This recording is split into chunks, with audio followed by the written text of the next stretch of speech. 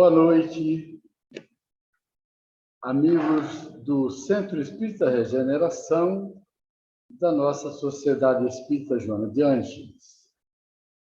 Estamos no nosso primeiro ESD online do ano de 2022. E é com muita alegria que nós nos encontramos para o estudo do capítulo 31 do Guia para Estudo da Doutrina Espírita, que é composto de 120 capítulos, todos com temas do Pentateuco Kardeciano, mais o livro Obras Póstumas. Então, o nosso estudo sistematizado da doutrina, ele é um estudo conjugado das obras da codificação espírita, que nos dá a oportunidade de conhecer com profundidade o que os Espíritos nos trouxeram. Kardec reuniu formando essa obra granítica, que vem ser a terceira grande revelação, o Consolador Prometido. Então, sejam bem-vindos na nossa primeira segunda-feira do ano. E quem vai fazer o estudo é a Nilska Medeiros, já está na tela.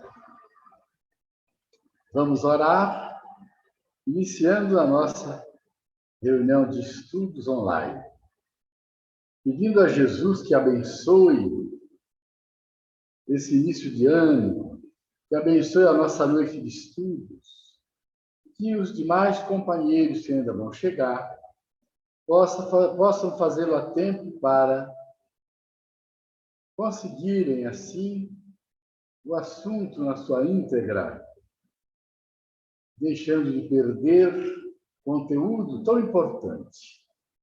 Então, Jesus, abençoa esse nosso início de ano. Abençoa a Nilska, que tem a tarefa de nos apresentar o capítulo. Fica em nossos corações, hoje e sempre.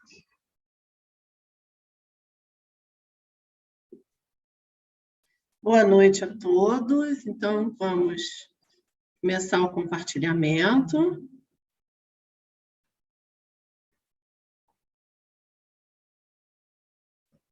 Estão vendo?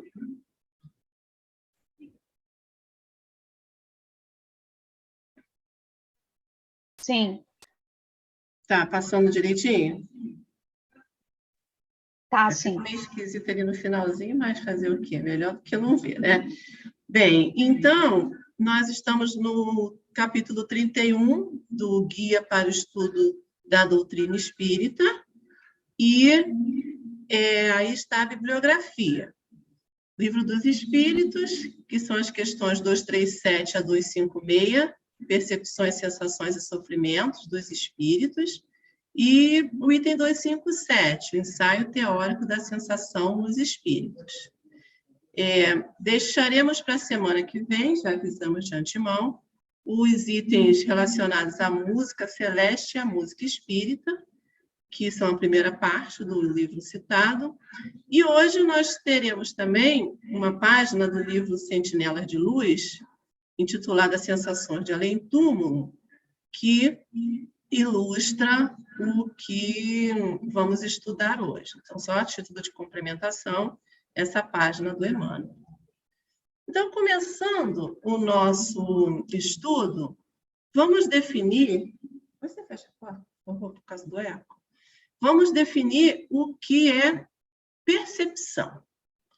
Então, lá no Livro dos Espíritos mesmo, no item que nós estamos estudando, Kardec vai falar que todas as percepções constituem atributos do espírito. Na realidade, ele não está definindo percepção, mas é um esclarecimento para que nós possamos seguir. Todas as percepções constituem atributos do espírito.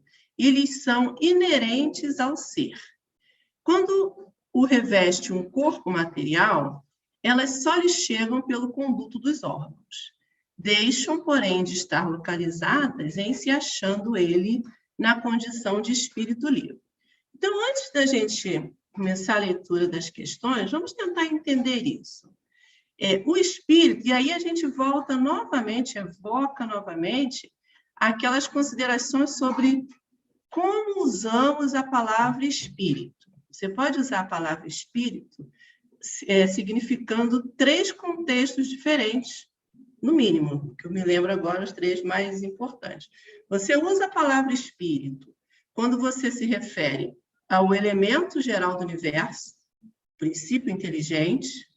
Então, é a definição da questão 23 do Livro dos Espíritos, que é o espírito, que é o princípio inteligente do universo. Isso é uma acepção que a gente usa a palavra espírito. Mas a gente usa a palavra espírito também como ser consciente, ser inteligente, perdão, o ser inteligente da criação, que é a individualidade, que é a questão 76. Que definição se pode dar dos espíritos? Os espíritos são os seres inteligentes da criação, povoam o universo fora do mundo corporal. Aí Kardec está falando de espírito. Os espíritos superiores que dão a resposta a Kardec estão falando do espírito enquanto ser inteligente, enquanto individualidade. E enquanto individualidade, esse espírito vai estar sempre ligado ao perispírito. Então, o espírito está sempre acompanhado do perispírito. Mesmo os mais puros, eles têm o perispírito. O que acontece é que esse perispírito é tão essencial que ele quase não é percebido, nem pelos espíritos mais elevados, mas ainda assim há uma substância semimaterial vinculada a esse espírito, que é o perispírito, que permite a ele atuar no mundo material. E Kardec vai perguntar, quando é que a gente pode pensar no espírito só pelo perispírito? Pelo pensamento, só. Quando a gente define o espírito como um ser inteligente, a gente pode pensar no espírito sem o perispírito. Mas em qualquer momento em que você pensar nesse espírito atuando, ele já está ligado ao perispírito, porque ele precisa do perispírito para atuar sobre a matéria. Seja a matéria do mundo material, seja a matéria do mundo espiritual. Então, para a gente fechar essa ideia e começar a entender. Então, quando Kardec fala que todas as percepções constituem atributos do espírito, então o espírito, enquanto ser consciente, ele tem todas as percepções que chegam para ele por inteiro. Quando ele se reveste de um corpo material, elas só chegam pelo conduto dos órgãos. Então, para ver, eu preciso dos olhos, estando encarnada. Enquanto espírito, individualidade, eu não preciso dos olhos para ver. Eu vejo. Eu não preciso nem da luz para ver. No mundo material, eu preciso da luz para projetar o objeto e me fazer ver. Enquanto espírito, enquanto ser consciente, eu não preciso disso. Enquanto encarnado, eu preciso dos ouvidos para ouvir. Enquanto ser consciente, eu não preciso de ouvidos para ouvir. Eu ouço. Enquanto espírito, eu tenho a possibilidade de ouvir.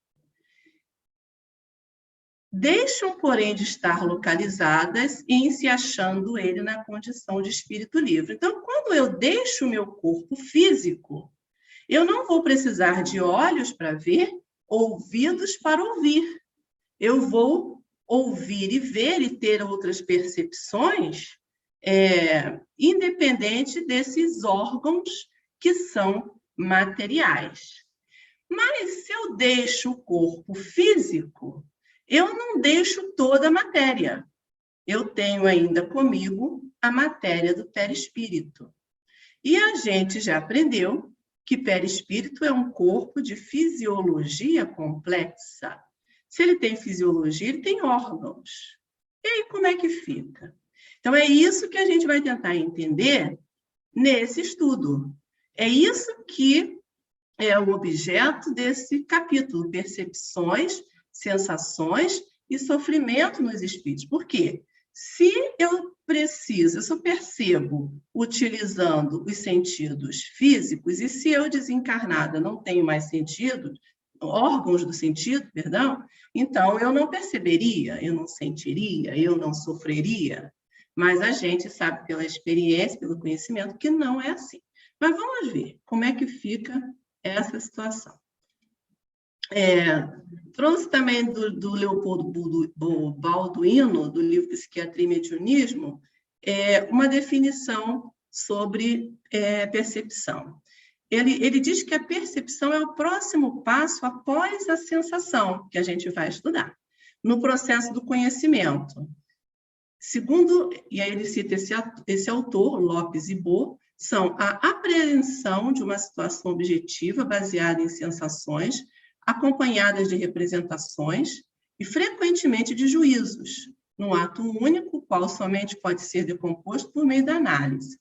No processo perceptivo, são agregados dados da memória, do raciocínio, da afetividade, além de receber influência decisiva da atenção e da atitude pensante do indivíduo. Então, ele está dizendo que a percepção é um passo à frente da sensação.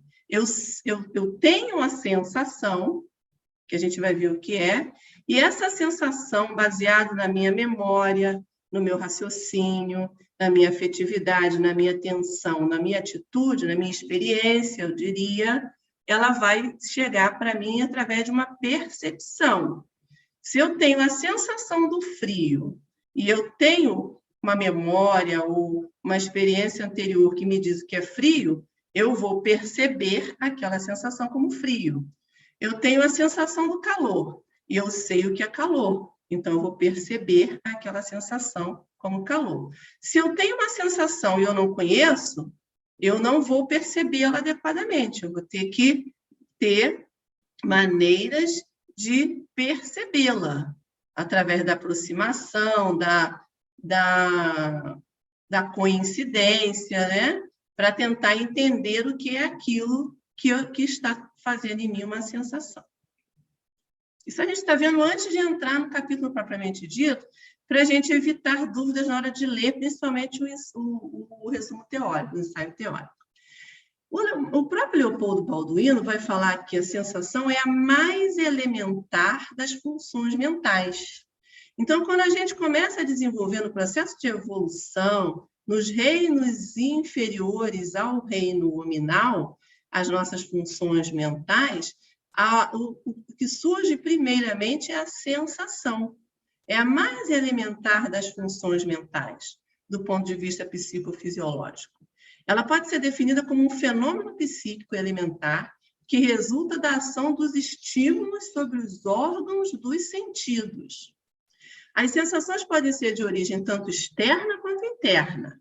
E para que se procedam, são necessários o receptor periférico, as vias nervosas aferentes sensitivas e os centros corticais decodificadores. A gente vai ver o que é isso.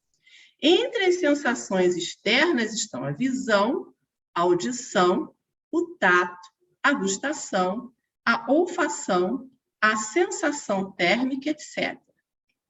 As internas são as sensações motoras, de equilíbrio, proprioceptivas, que são aquelas que te ajudam a definir a dinâmica, o equilíbrio, a estática, que te ajudam a se manter de pé, digamos assim, orientado no espaço. Isso é uma sensação proprioceptiva.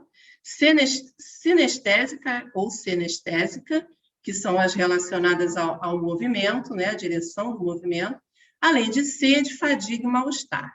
Então, ele vai dizer aí que a sensação ela tem origem externa quanto interna, mas ela vai estar sempre vinculada a uma situação material. Ela tem um conduto material para chegar até o espírito.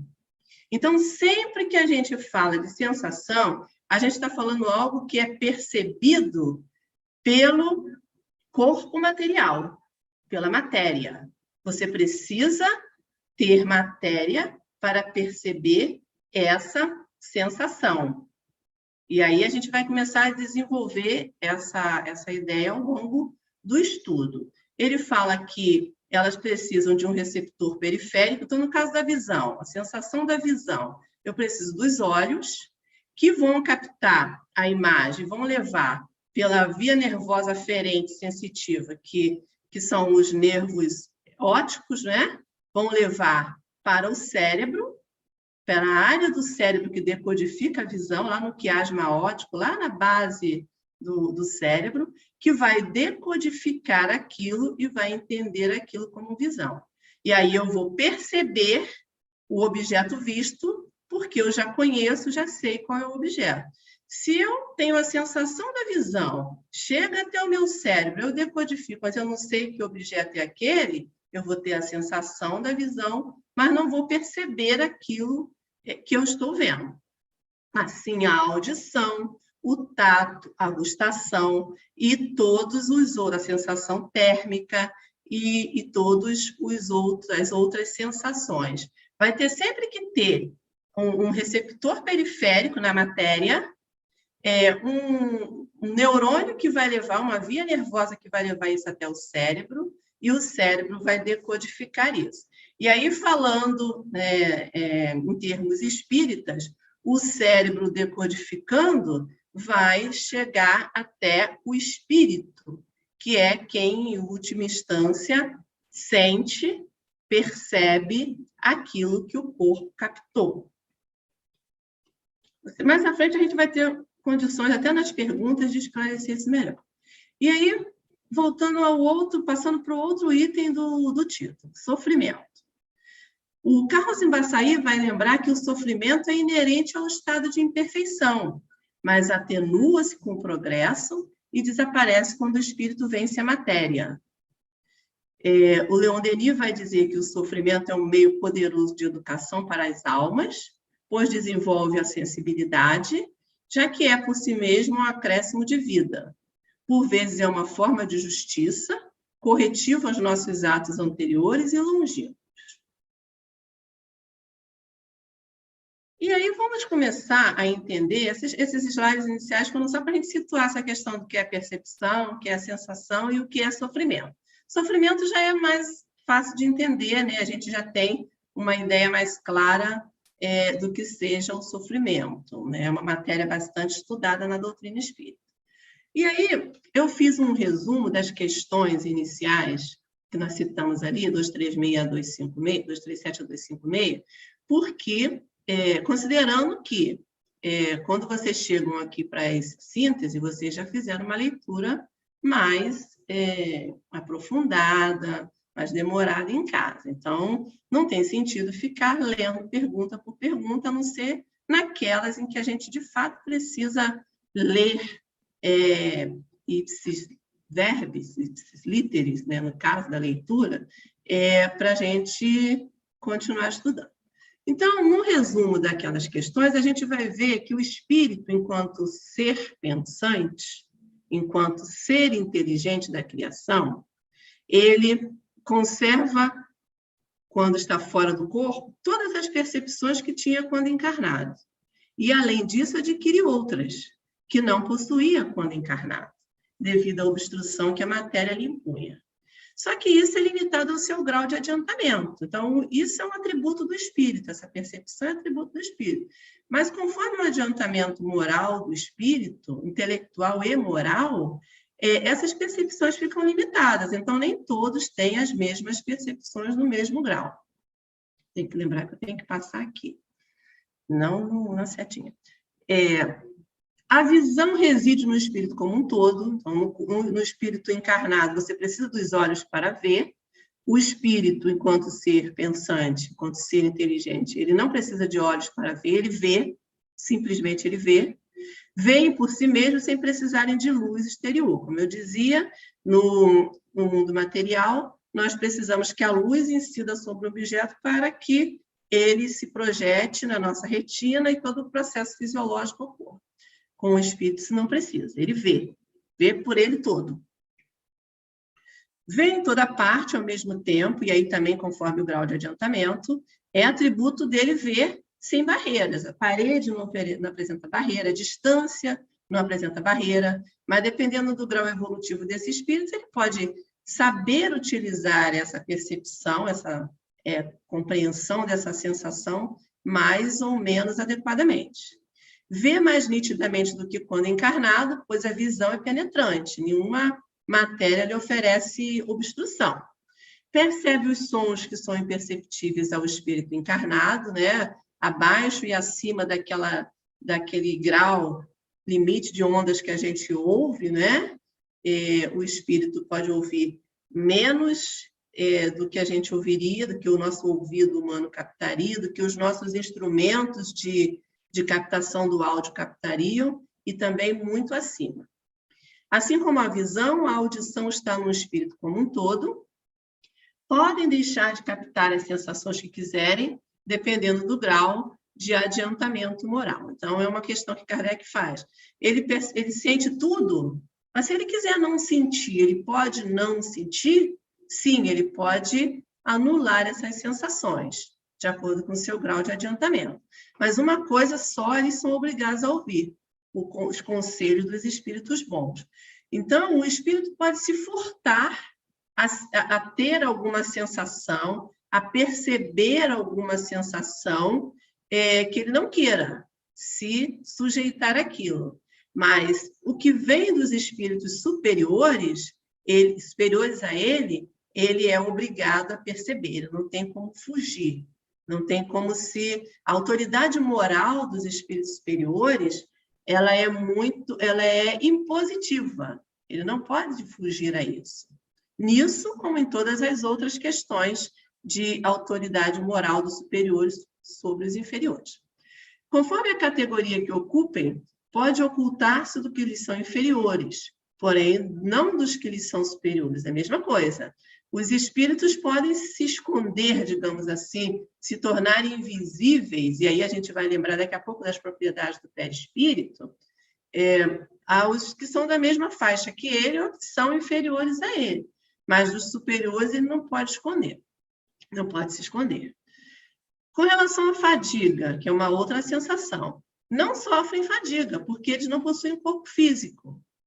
Lembram? A fadiga é algo do nosso corpo material. Quando os nossos músculos estão no limite do trabalho, eles produzem uma substância, o ácido lático, que começa a dificultar a ação do corpo, né? Causando a fadiga. E aí nós precisamos repousar para que os músculos, para que os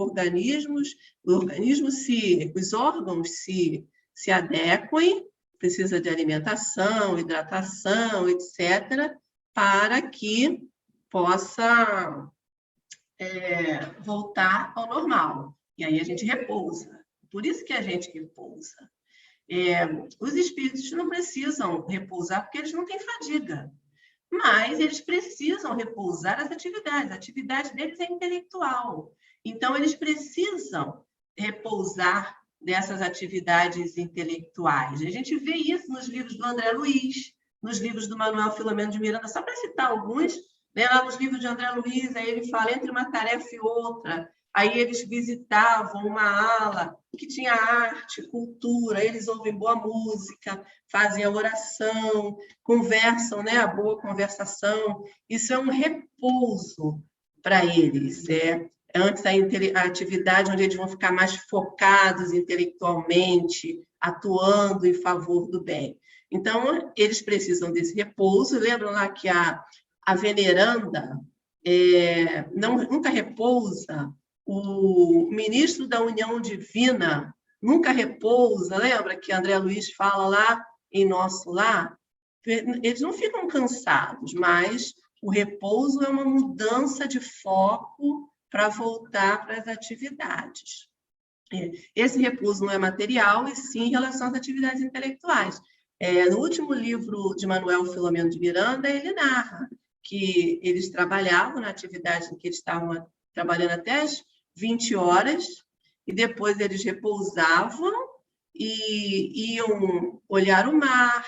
Eles estavam na crosta da terra, né, num trabalho aqui, numa operação, né, no mundo material, e aí eles repousavam, iam olhar o mar, olhar a natureza, conversar sobre os acontecimentos do dia, tirando lições de proveito. Então, o repouso é nesse sentido. Mas não é um repouso de dizer, eu estou com minhas pernas doendo, estou com as minhas juntas doendo, de tanto que eu trabalhei. Não é esse tipo de repouso. Mas há um repouso propriamente relacionado a essas questões. Nem o frio nem o calor são capazes de desorganizar os tecidos da alma, que não é suscetível de congelar-se nem de queimar-se. Então, o espírito não queima. O espírito não sente calor, não congela, não torra, né? Não desintegra com o calor, porque essas sensações, elas são inerentes ao corpo material. E aí eu falo corpo material me referindo ao corpo físico, mas a gente vai ter que considerar também o corpo perispirítico, que é matéria, embora numa organização molecular diferente da matéria do corpo físico.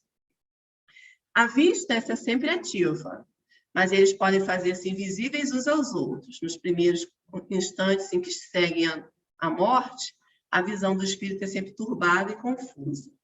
Aclara-se à medida que ele se desprende, pode alcançar a nitidez que tinha durante a vida terrena, independentemente da possibilidade de penetrar através dos corpos que nos são opacos.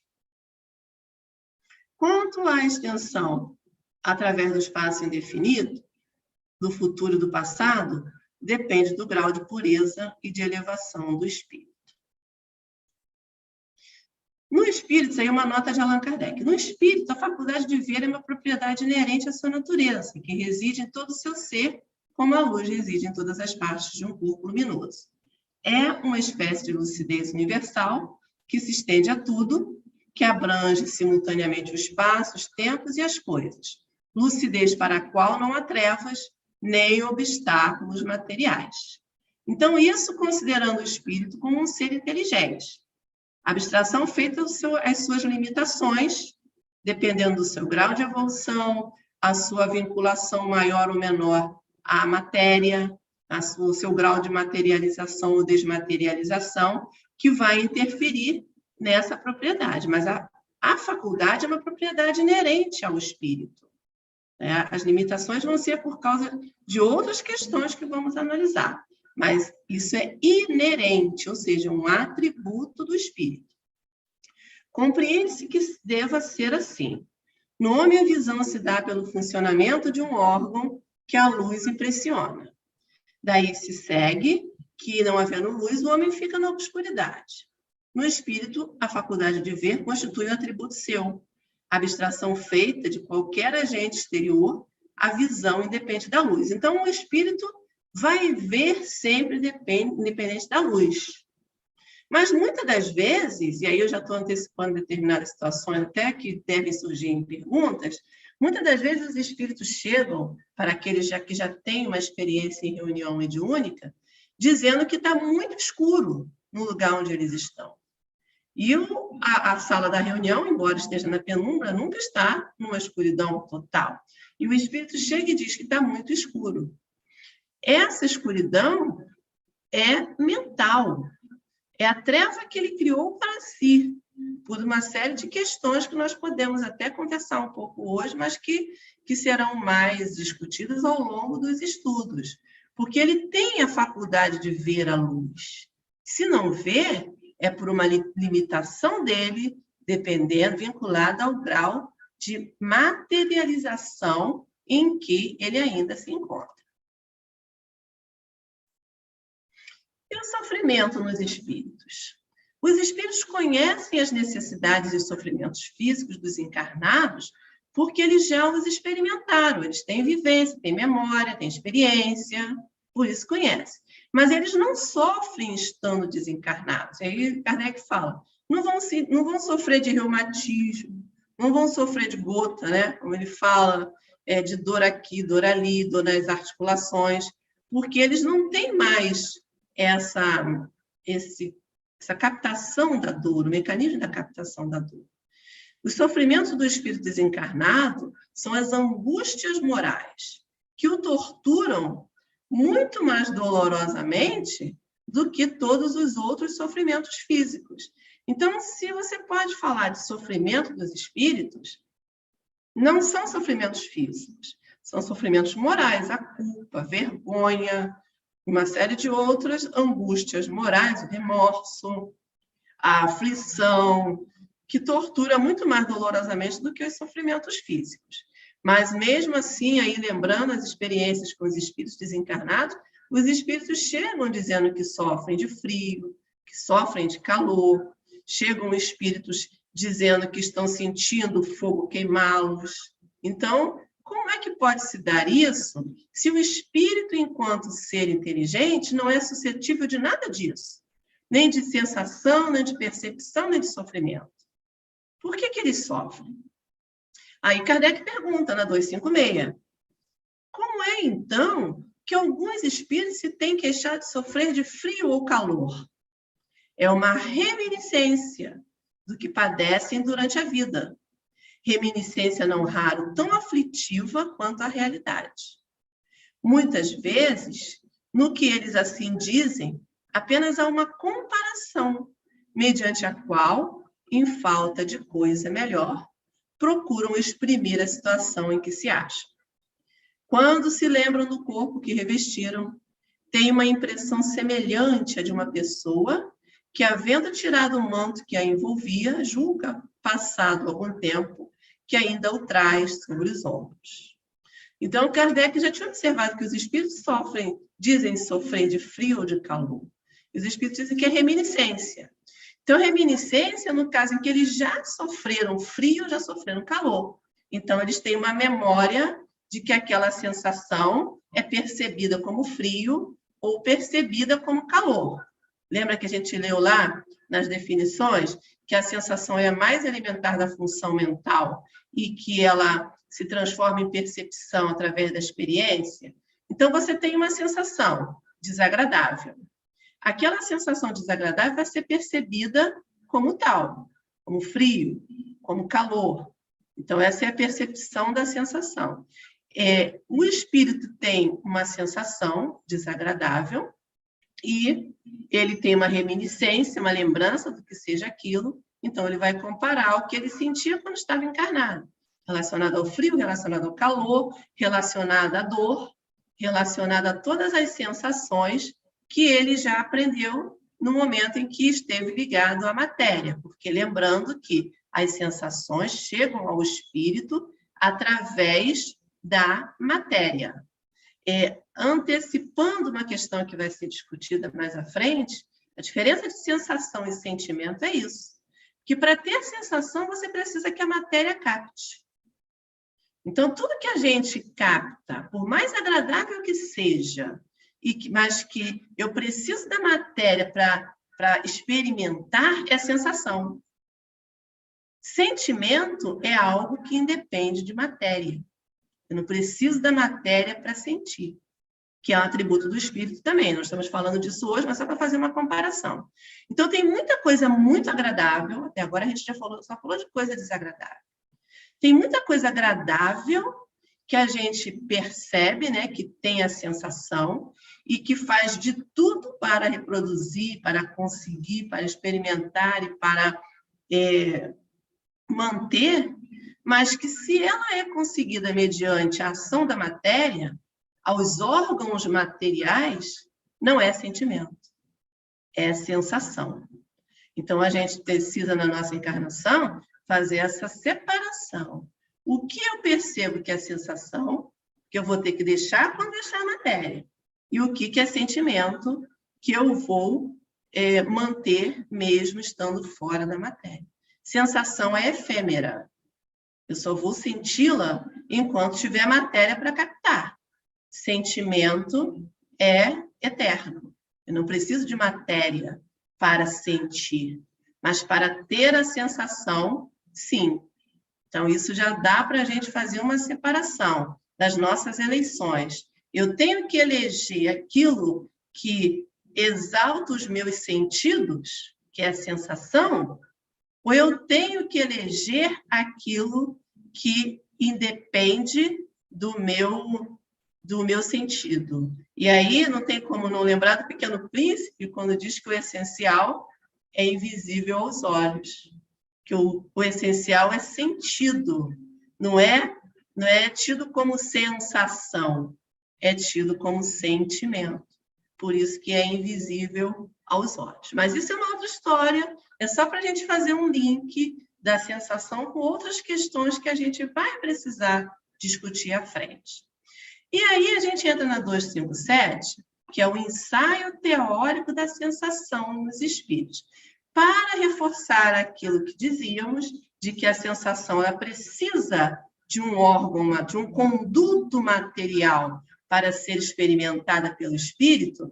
Vamos entender ali. Kardec começa a primeira frase do primeiro parágrafo do item 257, dizendo: o corpo é o instrumento da dor. Se não é a causa primária desta, é pelo menos a causa imediata. Então, isso no que concerne a toda a sensação. O corpo é instrumento de toda a sensação. Estamos falando aqui da dor. Mas isso é elevado a outras questões. Qualquer prazer que eu preciso do corpo para experimentar é sensação. Os prazeres que eu não preciso do corpo para captar são sentimentos. Então, o corpo é instrumento da dor. Se não é a causa primária, pelo menos a causa imediata. E aí a gente tem ali um esquema muito simples mesmo, só para a gente entender, porque ninguém precisa ser formado em fisiologia para entender isso, que é como a dor chega ao cérebro. Então, tem uma transdução. Você vê ali a chaminha, né, a vela acesa, a chama queima a mão daquele braço que está ali. Então, tem uma transdução, onde o impulso doloroso é recebido pelos nociceptores. O que são nociceptores? São receptores de dor que nós temos no nosso corpo inteiro. Nós temos receptores de dor no nosso corpo inteiro. Por isso, sentimos dor. Tem áreas que têm mais receptores, que a dor é um mecanismo de proteção do corpo. Então, a dor é para te avisar, opa, tem algo errado. Então, nas áreas de mais risco, você tem mais receptores, dói mais. Tem áreas que dói menos, que não precisam de tantos receptores assim. Então, quando você capta o efeito, a sensação, e como é que ela chega ao corpo? O nociceptor, que são células que estão ligadas a neurônios, a receptores, e que vão transmitir o impulso elétrico, esse nome disso é transdução. O impulso doloroso é recebido pelos nossos receptores, transformado em potencial de ação. Aí tem o item 2, que é a transmissão. Ele é conduzido até a coluna posterior da medula espinhal. Na nossa medula, tem lá os neurônios que chegam, né, à medula, à coluna, e os que saem da coluna, sensitivos. Tem os motores, que a gente não vai falar deles agora, mas está falando dos sensitivos, que sentem. Os que sentem, que levam, e que sentem, que trazem. Então, tem os aferentes, que chegam à medula. Eles levam a transmissão daquele impulso para a medula, para decodificar. Determinados impulsos não levam nem o tempo de chegar no cérebro. A medula mesmo resolve e já manda uma mensagem para o neurônio motor mexer a mão e tirar a mão dali. Né? Na queimadura, muitas das vezes acontece isso. Antes do cérebro perceber que houve uma queimadura, porque já há um registro, uma experiência, a transmissão chega na medula e você já automaticamente tira a mão. Por quê? Porque o neurônio motor vai lá e fala, mexe a mão porque está queimando. Outros impulsos de dor eles vão chegar ao cérebro. Então, tem a modulação, né, que é aquilo que eu falei, que muitas das vezes a própria medula resolve. Né? Na medula espinhal, o impulso é modulado antes de chegar a níveis superiores do sistema nervoso central, e aí você já tem o neurônio motor mandando tirar a mão. Logo depois, essa informação chega ao cérebro em forma de percepção, e aí o cérebro vai entender, houve um perigo. Chegou muito perto da chama, a chama queimou e eu precisei tirar a mão. Quando chega no cérebro, você já tirou a mão. E olha que isso é um átimo de tempo. Pensa só, as donas de casa que passam roupa, né? Os homens também deveriam passar, mas nem todos passam.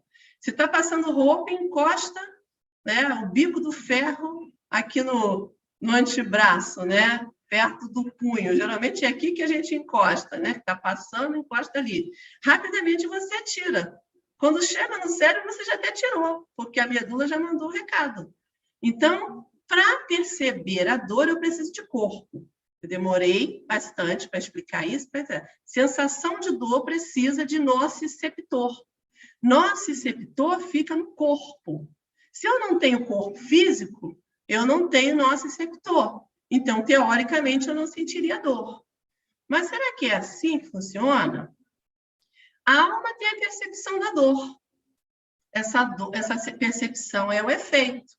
Porque os fisiologistas só conseguiram esquematizar o desenho até chegar no cérebro. E quando chega no cérebro, o que acontece? O espírito capta. E aí ele tem o efeito da dor. Ele sente a dor. Mas quem captou a dor foi o corpo. Ele só chegou lá o efeito para ele. A lembrança que a dor... Não é o espírito que precisa mandar o cérebro, mandar a mão sair da vela, porque isso já está definido pela organização fisiológica, pelo determinismo divino. Quando Deus elaborou o corpo, ele já elaborou pelo determinismo essas funções. O espírito só sopra efeito, o espírito não tem que pensar, está queimando, vou mandar. É uma das funções que o determinismo divino já faz, mas ele sente o efeito. A lembrança que da dor a alma conserva pode ser muito penosa, mas não pode ter ação física.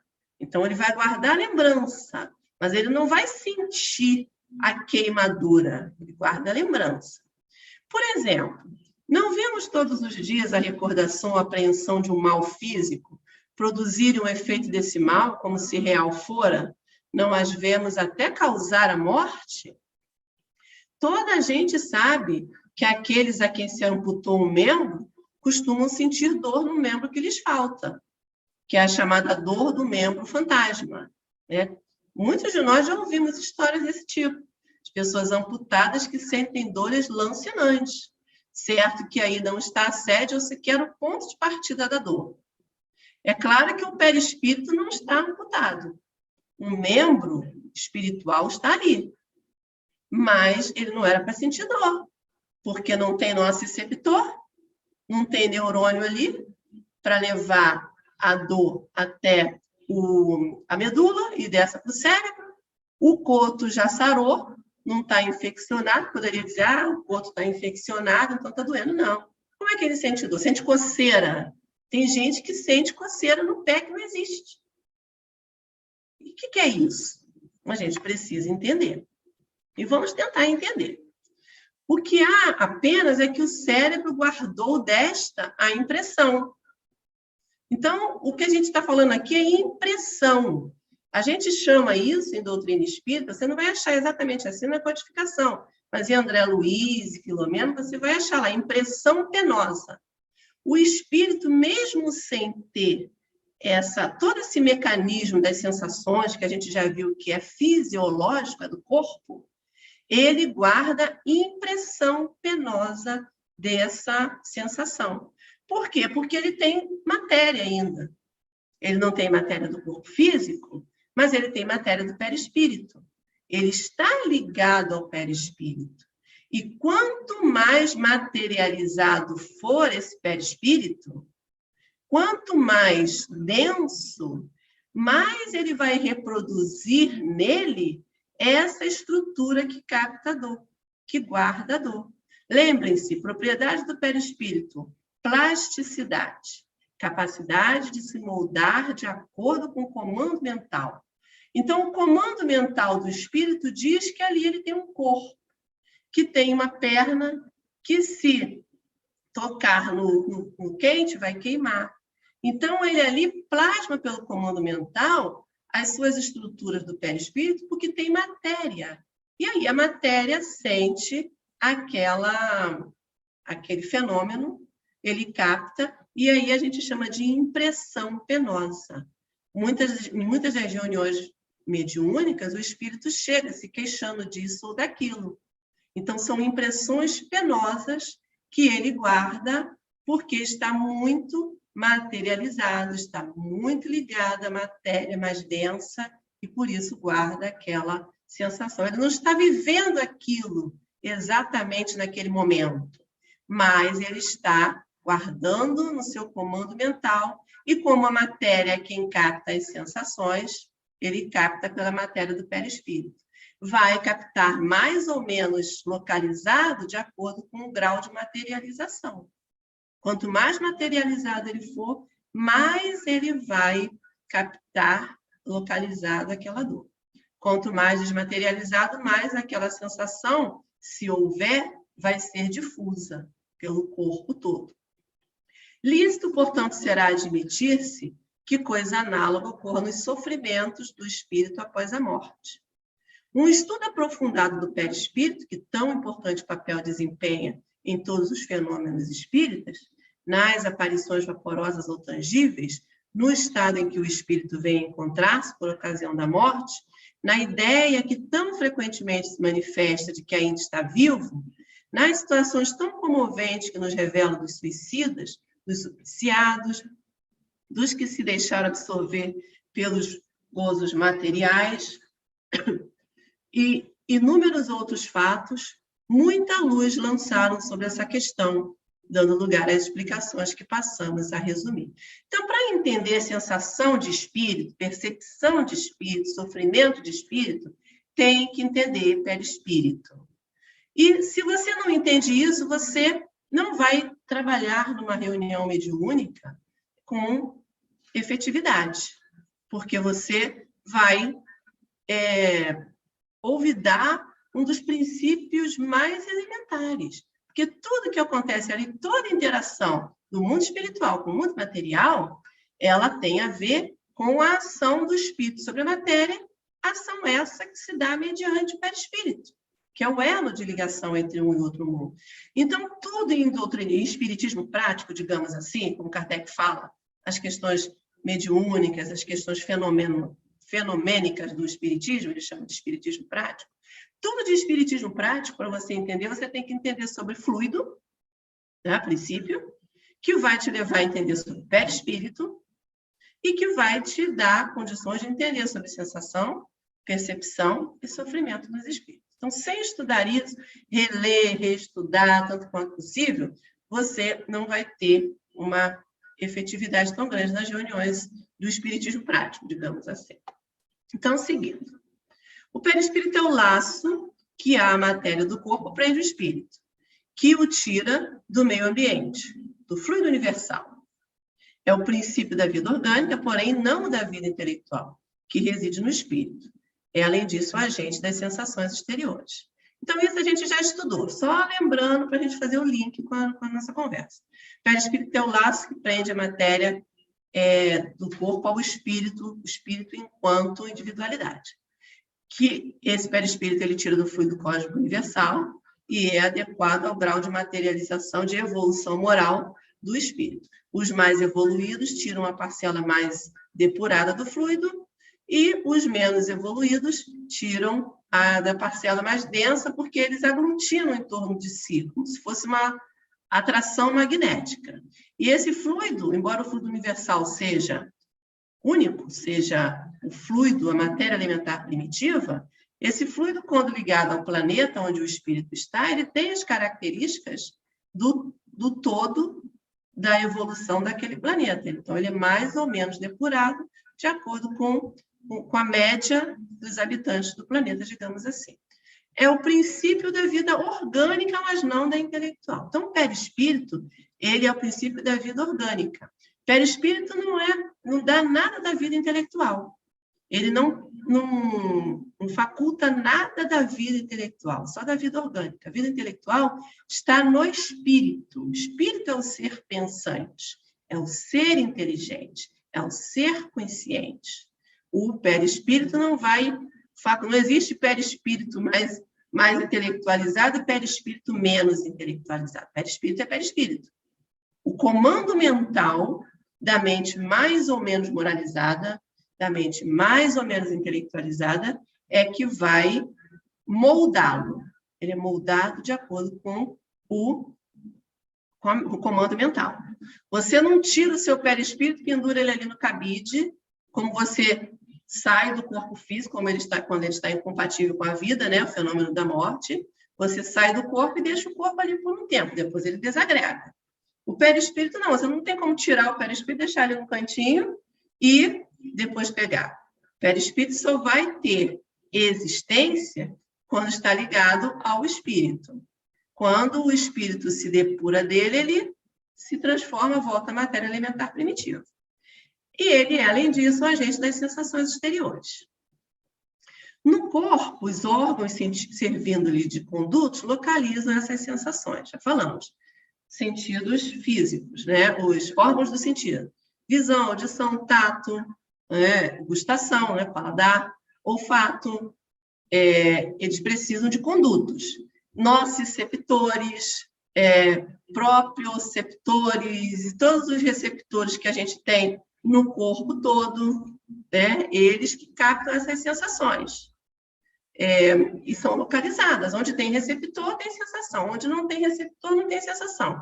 Onde tem órgão, conduto, tem sensação. Onde não tem conduto, não tem sensação. Destruído o corpo, elas se tornam gerais. Então, se eu não tenho mais olhos, a luz não vai chegar, a visão não vai chegar para mim só pelos olhos, vai chegar para mim como um todo. Daí o espírito não dizer que sofre mais da cabeça do que dos pés, ou vice-versa. Mas se ele estiver mais materializado, esse perispírito estiver mais denso, ele vai sofrer mais da cabeça ou mais do pé, sim. Como a gente vai ver nas situações práticas, quando conversa com os espíritos. Não se confundam, porém, as sensações do perispírito, que se tornou independente, com as do corpo. Estas últimas, só por termo de comparação, as podemos tomar, e não por analogia. Então, quando o perispírito sente, ele não sente a mesma coisa que o corpo sente. É uma analogia, é uma impressão, porque quem sente é o corpo, no caso das sensações que nós estamos falando. Então, nós temos aqui o desenho, lá, o corpo, que tem os condutos, os órgãos dos sentidos, os receptores do tato, os receptores da dor, que tem ao longo do corpo, que localiza essas sensações que mandam para o perispírito. O perispírito tem a impressão dessas sensações, porque está ligado ao corpo, capta isso, conduz para o espírito que sente o efeito dessas sensações. Se ele tem que tomar alguma providência, ele encaminha alguma providência, o espírito, que é o ser pensante, para que o corpo haja. Então, aqui no corpo, as sensações são mais circunscritas, aqui já são mais difundidas. E aqui elas vão ser só percebidas ou não. Porque se você aqui no perispírito está tão desmaterializado que guarda pouca analogia com a matéria do corpo, se você tem um perispírito bem mais desmaterializado, você não vai ter essas sensações, porque são sensações da matéria. Se você se desmaterializa, você sente menos ou não sente, então não chega nada para cá. Então, essa sensação que o espírito vai ter de estar ainda com dor, de estar amputado, de estar com frio, com calor, com dor, vai ser de acordo com o grau de matéria que ele tem ainda nele, no perispírito, que vai captar isso, ou pelos condutos, quando ele está ligado, quando está encarnado, ou pela impressão, quando ele está desencarnado. Se ele estiver mais desmaterializado possível, ele não vai sentir tanto, ou não vai sentir nada. Liberto do corpo, o espírito pode sofrer, mas esse sofrimento não é corporal, embora não seja exclusivamente moral.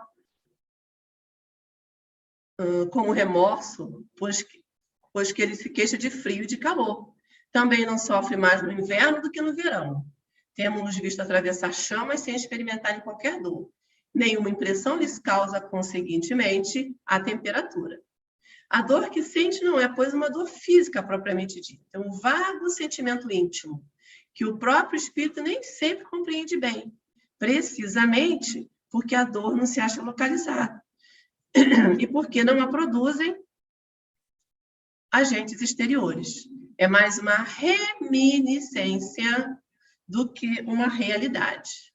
Reminiscência, porém, igualmente penosa. Não é dizer que porque ele não tem os condutos nem os receptores que isso não é penoso. É penoso. Algumas das vezes, entretanto, há mais do que isso, como vamos ver. Então, o espírito pode, esse caso que Kardec está falando aqui, ter uma reminiscência. Então, um exemplo, o espírito que sofreu longamente por uma dor oncológica, uma dor por causa de câncer. Então, ele sofreu longamente por aquela dor e não tinha compreensão, muita compreensão da vida espiritual. Ele desencarna e ele continua, ele se vê o seu corpo, de acordo com o seu comando mental, ele está doente, embora o corpo físico não exista mais, ele guarda a sua individualidade, guarda o seu pensamento, ele não compreende que a morte é a libertação do corpo físico e das provas, então ele não está tão desmaterializado, então ele guarda uma reminiscência dessa dor, e de acordo com o comando mental, ele reproduz essa dor.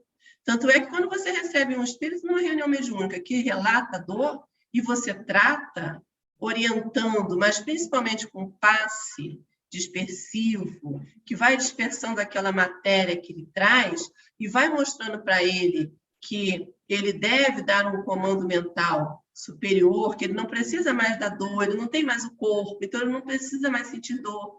Então, você vai aliando a orientação ao passe, ao fluido, ele, na mesma hora, ele se alivia da dor, da dispneia, da falta de ar, da taquicardia, seja lá qual for a impressão que o espírito traz. Porque ele guardou reminiscência. Esse é um caso. Mas aí Kardec fala, algumas vezes não é mais do que isso. Não é só isso, como vamos ver. Ensina-nos a experiência que, por ocasião da morte, o espírito se desprende mais ou menos lentamente do corpo. Que durante os primeiros minutos, depois da desencarnação, o espírito não encontra explicação para a situação em que se acha. Crê não estar morto, por isso que se sente vivo, conserva a individualidade, né? Vê a um lado o corpo, sabe que ele pertence, mas não compreende que esteja separado dele. Então, ele mantém toda a condição em que estava, de sofredor, de necessitado, de doente. São espíritos sofredores, que trazem impressões penosas. Essa situação dura enquanto houver qualquer ligação entre o corpo e o perispírito. Então, mesmo que ele não esteja mais ligado ao corpo, ele se vincula ao corpo, porque ele não sabe que desencarnou. Então, ele liga-se ao corpo através do perispírito.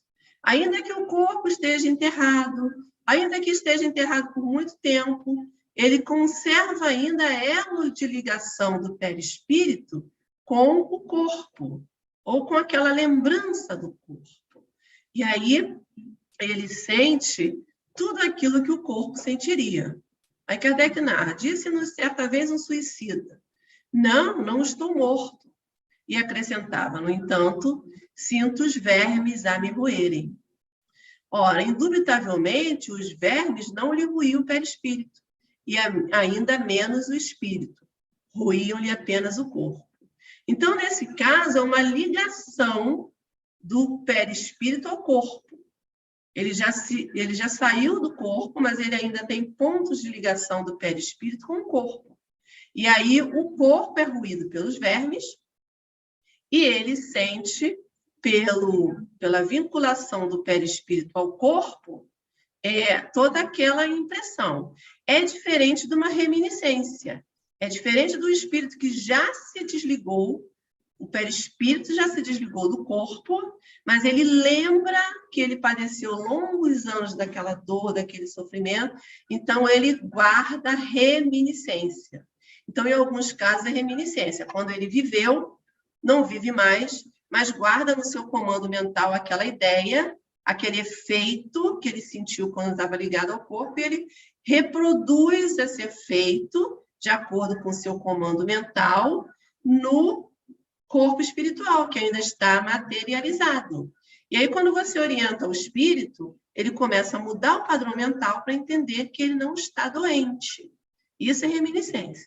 No caso do suicida, ou em qualquer morte onde o espírito fique ligado ao corpo por longo tempo, ele vai, porque não compreende sobre a imortalidade, ele se vê vivo, ele quer voltar a levantar o corpo, ou simplesmente fica lá ligado no cemitério, ligado ao corpo, porque ele não sabe o que fazer.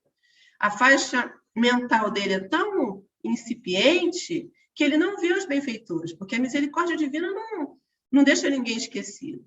Então, há recurso, mas ele está numa faixa em que não vê o socorro. E aí ele fica lá. E aí ele sente tudo que o corpo está sentindo. Então, são dois casos separados, diferentes.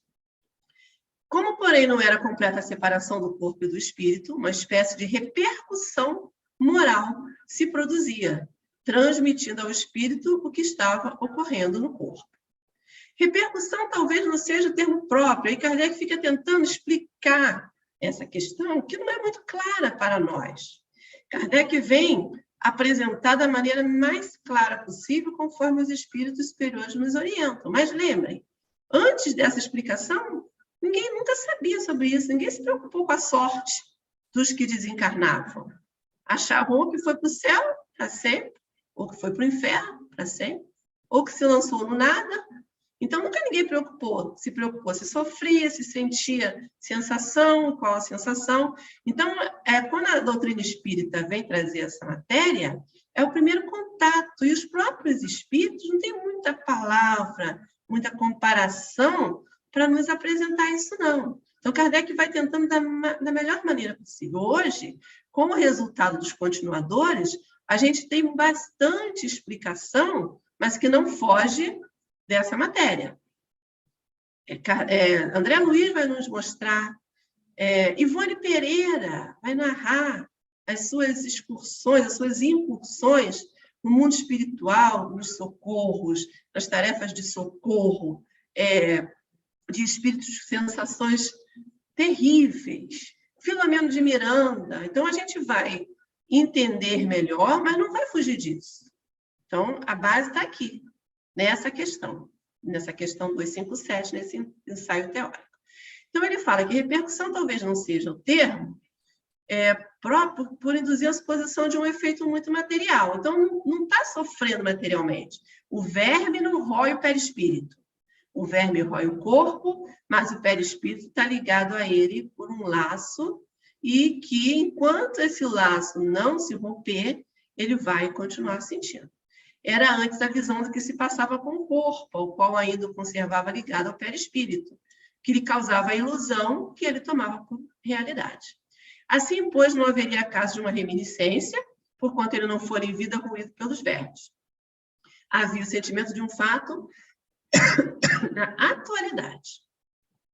Isso mostra que deduções se podem tirar dos fatos quando atentamente observados. Durante a vida, o corpo recebe impressões exteriores e as transmite ao espírito por intermédio do perispírito, que constitui provavelmente o que se chama de fluido nervoso. Então, está lá, repetindo de novo a nossa imagenzinha da dor aguda. A chama queima o dedo, a transdução do impulso chega para a transmissão pelos neurônios sensitivos aferentes, chega na modulação na medula, que manda o neurônio motor mexer o músculo e tirar a mão dali, e manda também a mensagem para o cérebro, para ele sentir que queimou e saber que aquilo é um perigo, e não repetir aquilo.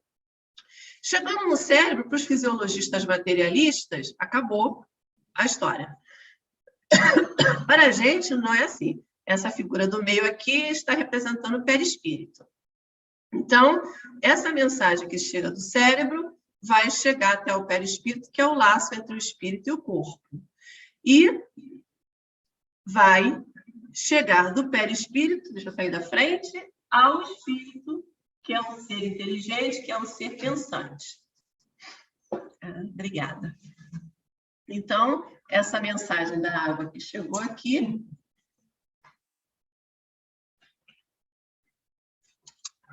da água não, da chama, a água chegou aqui.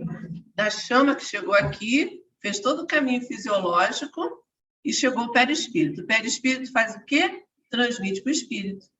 Dependendo da situação, não é esse caso aqui, porque esse caso aqui, a própria medula já vai mandar tirar a mão antes de chegar, não tem que ter uma decisão pensada do espírito, Mas, dependendo do caso, aí, não sendo só a chama, mas qualquer sensação, uma outra sensação, o espírito vai tomar uma providência e vai mandar para cá uma mensagem, o perispírito vai mandar o comando para cá e vai tomar o comando. É claro que no mexer do músculo, tirando a mão da chama, o espírito participou, não foi isso que eu quis dizer, então deixa eu ser mais clara. O espírito toma parte porque o músculo por si só não é inteligente para agir. O ser inteligente é o espírito. O que eu estou dizendo é que é um mecanismo que já está dado pelo determinismo divino, que não precisa de um pensamento, de um raciocínio para fazer isso. É igual o coração bater. O coração bate pelo determinismo divino. É um processo involuntário do corpo físico. O espírito toma parte nisso? Toma.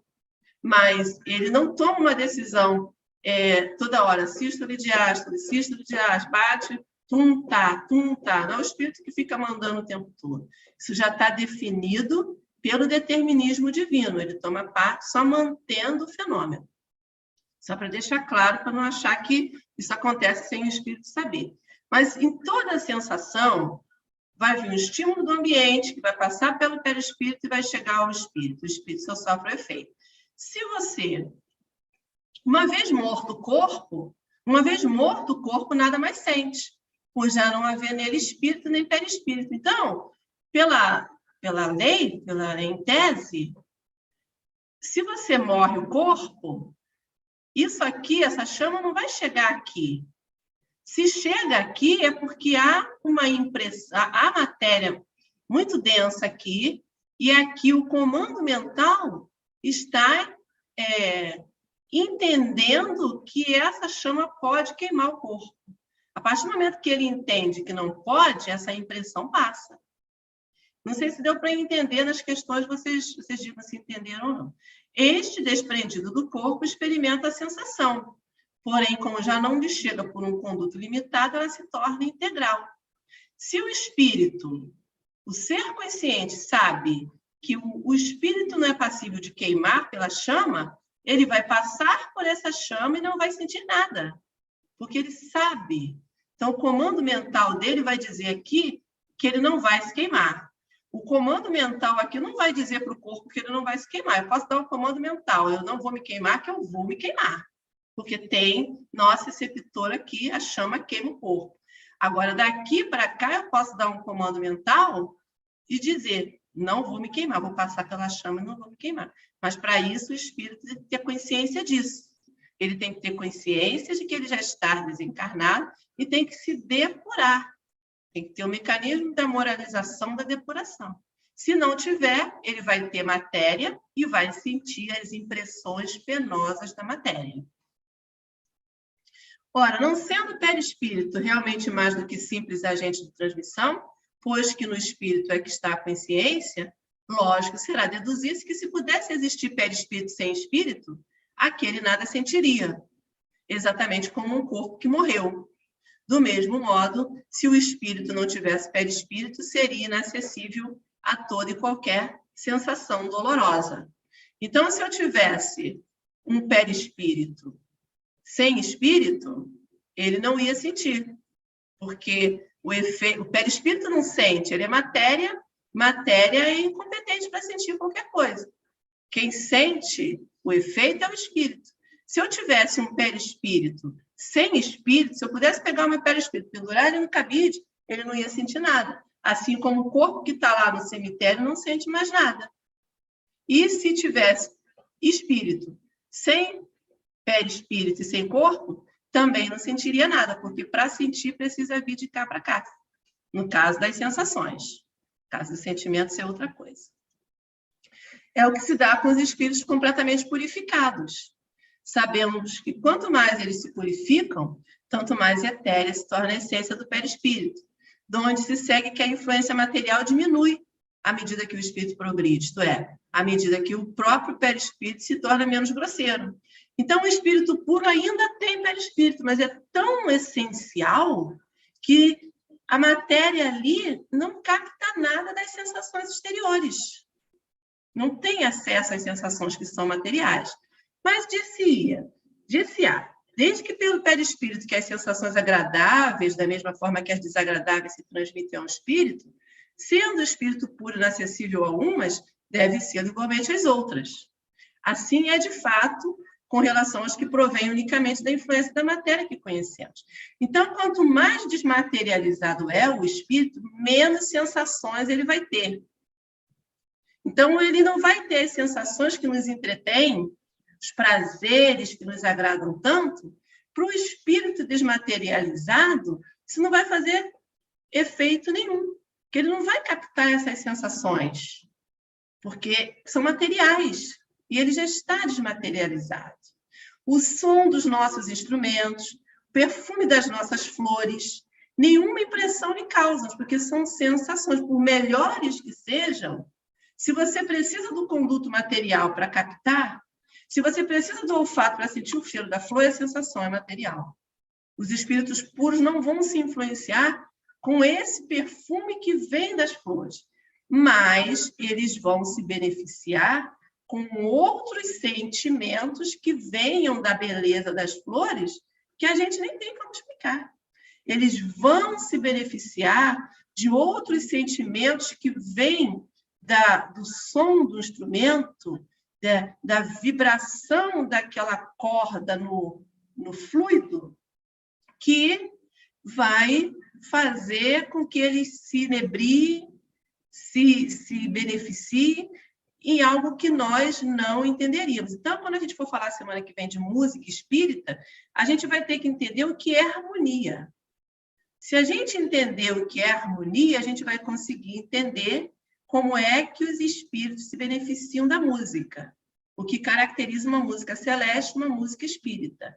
Porque se a gente se vincular só no efeito material, do som que vibra a corda do instrumento e que da corda do instrumento que vibra e que no ar produz um som, isso é material. Por mais linda que seja a música, mas se eu preciso do ouvido para ouvir aquele som, é material. A gente não vai, não é sensação. Os espíritos superiores não vão se beneficiar disso. Para se beneficiar disso, tem que ter algo mais. E aí é que entra a harmonia. A harmonia não é material. Ela não é captada com os sentidos materiais. Mas eu vou falar disso na semana que vem. Entretanto, ele experimenta sensações íntimas de um encanto indefinível pelas quais ideia alguma podemos formar, porque a esse respeito somos quais cegos de nascença diante da luz. Sabemos que isso é real, mas por que meio se produz? Até lá não vai a nossa ciência. Sabemos que no espírito a percepção, sensação, audição, visão, que essas faculdades são atributos do ser todo e não como no homem de uma parte apenas do ser, mas de que modo ele as tem, ignoramos. Os próprios espíritos nada nos podem informar sobre isso, por inadequada nossa linguagem a exprimir ideias que não possuímos, precisamente como é por falta de termos próprios dos selvagens, para traduzir ideias referentes às nossas artes, ciências e doutrinas filosóficas. Dizendo que os espíritos são inacessíveis às impressões da matéria que conhecemos, referimos-nos aos espíritos muito elevados, cujo envoltório etéreo não encontra analogia neste mundo. Outro tanto não acontece com os de perispírito mais denso, os quais percebem os nossos sons e odores, não, porém, apenas por uma parte limitada de suas individualidades, conforme nos sucedia quando vimos. Então, falando de percepção diferenciada de acordo com o grau de materialização. Estão lá na primeira figura, espíritos numa colônia elevadíssima, que se beneficiam com a harmonia, com a beleza, percebendo, tá vendo? Um ambiente iluminado, claro, com muitas plantas, um ambiente bonito. E um espírito aqui, nas regiões inferiores, sentindo a impressão de cabelo crescer, de barba crescer, de estar todo sujo porque não toma banho, de estar rasgado num lugar feio, escuro. Então, é a percepção dele de acordo com o nível de consciência dele. As percepções vão ser de acordo com o grau de adiantamento. Pode-se dizer que neles as vibrações moleculares se fazem sentir em todo o ser. Eles chegam assim ao sensório comum, que é o próprio espírito, embora de modo diverso, talvez dando uma impressão diferente, o que modifica a percepção. Eles ouvem o som da nossa voz, entretanto, nos compreendem sem o auxílio da palavra, somente pela transmissão do pensamento. Quando vêm visitar-nos, os mais elevados se revestem do perispírito terrestre, então as suas percepções se produzem como no comum dos espíritos. Objetaram talvez, toda essa teoria nada tem de tranquilizadora. Pensávamos que uma vez livres do nosso grosseiro envoltório, instrumento das nossas dores, não mais sofreríamos. E eis-nos informar de que ainda sofreremos? Desta ou daquela forma será sempre sofrimento. Então, se é impressão ou se é físico, a gente vai sofrer, pode ser que soframos, né? Então, não é nada tranquilizador isso. Aqueles que não sabiam, achavam que morreu, descansou, né? Quando as pessoas falam, descansou. Não necessariamente. Parou de sentir dor. Não necessariamente. Sim, pode dar que continuemos a sofrer e muito, e por longo tempo. Mas também que deixemos de sofrer até mesmo desde o instante em que se nos acabe a vida corporal. O sofrimento deste mundo independe algumas vezes de nós, mas nas mais das vezes são devido à nossa vontade. Remonte cada um a origem deles e verá que a maior parte de tais sofrimentos são efeito das causas que lhe teria sido possível evitar. Quantos males, quantas enfermidades não deve o homem aos seus excessos, à sua ambição, numa palavra, às suas paixões? Aquele que sempre vivesse com sobriedade, que nada abusasse, que fosse sempre simples nos gostos, modesto nos desejos, há muitas tribulações se borraria. O mesmo se dá com o espírito. Os sofrimentos por que passa são sempre a consequência da maneira por que viveu na terra. Certo, já não sofrerá mais de gota nem de reumatismo. No entanto, experimentará outros sofrimentos que nada ficam a dever daqueles. Vimos que seu sofrer resulta dos laços que ainda prendem a matéria. Que quanto mais livre estiver da influência desta ou por outra, quanto mais desmaterializado se achar, menos dolorosas sensações experimentará. Ora, está nas suas mãos libertar-se de tal influência, desde a vida atual. Ele tem o livre-arbítrio, tem por conseguinte a faculdade de escolha entre o fazer e o não fazer. Dome suas paixões animais. Não alimente ódio, nem inveja, nem ciúme, nem orgulho. Não se deixe dominar pelo egoísmo. Purifique-se, nutrindo bons sentimentos. Pratique o bem. Não ligue as coisas deste mundo importância que não merece. E então, embora revestido do invólucro corporal, já estará depurado, já estará liberto do jugo da matéria. E, quando deixar esse invólucro, não mais sofrerá influência. Nenhuma recordação dolorosa lhe advirá dos sofrimentos físicos que já haja padecido. E nenhuma impressão desagradável lhe deixarão, que apenas terão atingido o corpo, não a alma. Sentir-se-á feliz por se haver libertado deles, e a paz da consciência o instará a qualquer sofrimento moral. Interrogamos aos milhares os espíritos que na Terra pertenceram a todas as classes da sociedade. Ocuparam todas as posições sociais, estudamos em todos os períodos da vida espírita, a partir do momento em que abandonaram o corpo. Acompanhamos passo a passo na vida do além-túmulo, para observar as mudanças que se operavam neles, nas suas ideias e nos seus sentimentos. E, sob esse aspecto, não foram os que aqui se contaram entre os homens mais vulgares, os que proporcionaram menos preciosos elementos de estudo. Ora, notamos sempre que os sofrimentos guardavam relação com o proceder que eles tiveram e cujas consequências experimentavam, que a outra vida é fonte de inefável aventura para os que seguiram o bom caminho. Deduz daí que aos que sofrem isso acontece porque quiseram, que, portanto, só de si mesmo se deve queixar, quer no outro mundo, quer neste. E aí, para finalizar, uma página de Emmanuel, Sensações de Além-túmulo. Não ouvides que a morte do corpo denso reintegrar-te-á no patrimônio de emoções que amealhaste a benefício ou em desfavor de ti mesmo. Agora que te confias a multiplicidade de ideias e sonhos, anseios e impressões no campo da própria alma, dividir-se-á através dos sentidos que te compõem o mundo sensorial. És qual fonte de vida a espraiar-se no solo da experiência. Entretanto, amanhã serás a síntese de ti próprio, na justa aferição dos valores que a providência te conferiu. Se o bem te preside a jornada, de certo, sob o amparo da lei, receberá do Senhor novos mandatos de serviço, em consonância com os teus ideais, porque o culto do dever retamente cumprido, todas as criaturas ascendem verticalmente a novos quadros evolutivos. Mas se encarceras o espírito nos enganos da sombra, não esperes que a ausência da teia física se te faça mais tarde equilíbrio e libertação, de vez que a lei, ciosa dos seus princípios, guardar-te-á nos resultados de suas próprias ações, compelindo-te a restaurar os fios do destino, associando-os aos propósitos do Pai Excelso. É por isso que as sensações de além-túmulo representam o retrato positivo das imagens que criamos no laboratório da existência física, determinando, segundo a lição do mestre, que o fruto dos nossos desejos esteja à nossa espera, onde guardamos o coração. Não te esqueças de que a alegria do céu e os tormentos do inferno começam invariavelmente em nós próprios, plasmando em derredor de nós mesmos o flagelo das paixões destruidoras, que houvemos alcançado, abraçado no convívio deliberado da sombra, ou no brilho do bem, a que tivermos empenhado as nossas melhores forças, no sacrifício incessante pela vitória da luz. Emmanuel, do livro Sentinela de Luz, psicografia de Francisco Cândido Xavier, editora Céu. E era isso por hoje.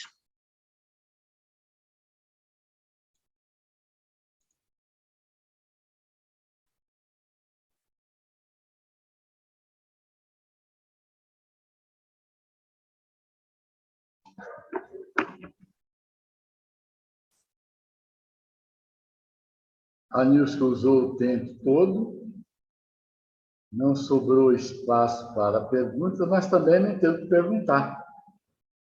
Concorda? Tem Ela 9 minutos. esgotou o assunto, fez todo o texto que Kardec disponibilizou e ficou tudo muito bem explicado e muito claro. Tem Então, 9 minutos. Vamos gastar os minutos só para elogiar. Não, e se tiver dúvida também, pode na semana que vem tirar, né? Na semana que vem será o módulo número 2 e vai sobrar tempo, com certeza, porque a parte que ficou faltando não é tão grande, tá certo? Uhum. Muito bem, então, nós agradecemos a Nilce. Então, vamos orar para terminar e agradecer muito a Deus pelo aprendizado imenso que este capítulo nos proporciona, e principalmente exposto pela Nilce, tá certo? Querido Jesus, mais uma vez nesta noite, nós nos dirigimos a Ti, Senhor, agora para agradecermos imensamente pelo aprendizado deste capítulo, pela síntese tão bem feita que a nossa nos trouxe. E possamos, Senhor, prosseguir no estudo para que, ao precisarmos, ao necessitarmos desses conhecimentos nas nossas atividades espirituais, nós possamos tê-los todos com toda clareza nas nossas consciências. Despede-nos aqui, para que possamos retornar aos nossos lares, aos nossos afazeres, às atividades que ainda teremos que realizar nesta noite.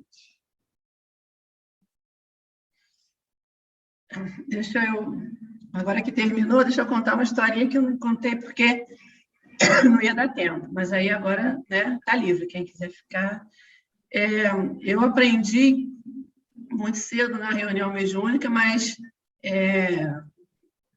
foi um aprendizado de sofrimento, né? Eu estava treinando mediunidade e eu estava treinando doutrinação. O João Luiz estava sempre na reunião treinando, mas teve um dia que o João não estava na reunião. E uma outra pessoa, que é médium psicofônica, treinou a gente, treinou o grupo. Isso lá em 97, 98, por aí. E eu estava doutrinando uma pessoa que estava treinando mediunidade, que tinha uma mediunidade muito atormentada. E era aquelas pessoas que, né, que tinha muito estertor, que sofria muito quando o espírito se comunicava.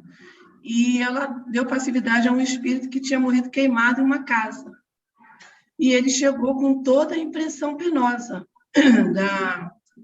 da queimadura. E eu, ignorante, não conhecia ainda, estava treinando há pouco tempo, comecei a explicar para ele que ele não estava queimado, que ele estava no centro da mesa, reunião, e ele gritava, e a médium sentia toda a impressão. E eu fiquei falando aquilo, assim, repetindo como um mantra por alguns minutos, até que a pessoa que estava dirigindo, que não era uma dirigente, né, de experiência, mas é uma pessoa experiente na doutrina, ela assumiu e falou, não, tira ele de lá. Você tem que fazer com que ele saia da ideia fixa que ele está na casa queimada. Então, a gente fez todo um processo de mostrar para ele que ele estava sendo resgatado, que ele foi retirado, foi trazido do ambiente, para que ele pudesse sair daquela ideia fixa da queimadura. Então, ele trazia impressão penosa e queimava de verdade. Não era porque era uma reminiscência, no caso dele era uma reminiscência, que não doía. E a médium sentiu todas essas impressões. E aí as duas lições que eu aprendi. Esse tipo de coisa você não resolve conversando. Você tem que agir com fluido, né, com estratégia de fazer o espírito perceber que está sendo resgatado. E uma outra coisa, você tem que proteger o médium, porque o médium sofre as impressões. Então, foi uma grande lição, né, nesse dia para o meu treinamento de doutrinador. Eu ia contar, mas falei, não, vai gastar tempo. Mas agora já contei. Pronto, é só isso. Tchau, tchau. Existem muitas histórias, nós temos muitas histórias ligadas a este capítulo, a este assunto. Normalmente, o espírito traz impressões penosíssimas, porque ele está sendo socorrido justamente por isso. Porque ele não se desvencilha, ele não tem capacidade de, por ele mesmo, se livrar da ideia e também daquilo que o perispírito dele apresenta. Ele se vê queimado, cortado. Às vezes ele chega falando dizendo que não tem cabeça. É. Muito bem, Alissa. Muito bem. Parabéns. Tchau, tchau para você.